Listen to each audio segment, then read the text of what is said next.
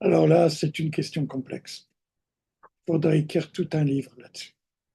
Vous voyez, la conscience qu'on appelle la conscience réservoir ou conscience grenier, où sont stockées toutes les informations de mes actions, pensées, paroles, etc. On appelle ça souvent les dharmas souillés, qui en même temps font partie des dharmas purs, c'est-à-dire d'une sphère qui est non dualiste, une sphère paisible. Donc les deux cohabitent ensemble. Ça veut dire que le nirvana cohabite avec le samsara. Ça veut dire que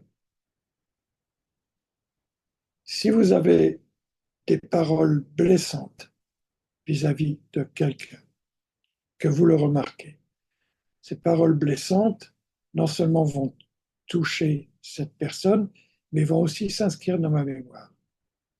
Mais j'ai la possibilité de changer ça. Je m'excuse, je change ma manière de dire les choses, je m'excuse de l'avoir blessé. Cette nouvelle énergie, cette nouvelle pensée va certainement travailler avec celle d'avant. Et les choses vont changer parce que nirvana et samsara cohabitent. Mais c'est un exemple pour les enfants, ça. Oui. C'est un petit peu trop sommaire. Parce que je ne veux pas ici rentrer dans des détails mécaniques complexes.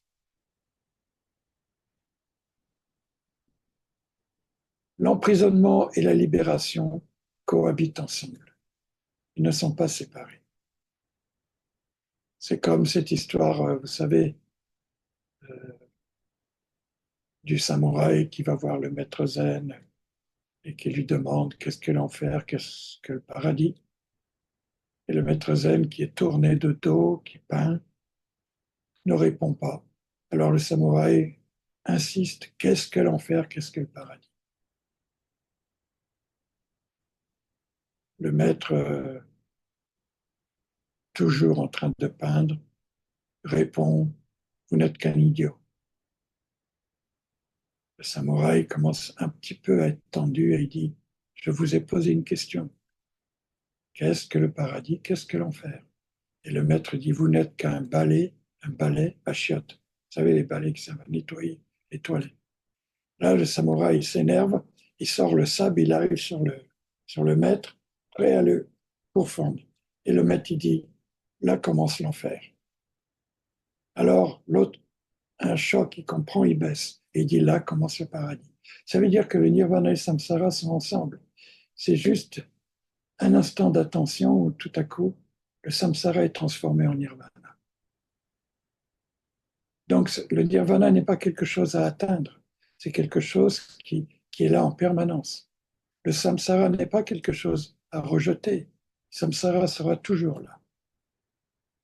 Donc, il faut arrêter de lutter contre le samsara et de rechercher le nirvana, parce que là, on est dans une dualité, dans un conflit. On aime une chose, on en rejette une autre. Donc, le samsara et le nirvana sont comme la joue droite et la joue gauche. Ils font partie de la même tête. J'ai besoin de cette joue et j'ai besoin de celle-là. Donc, pas de dualité.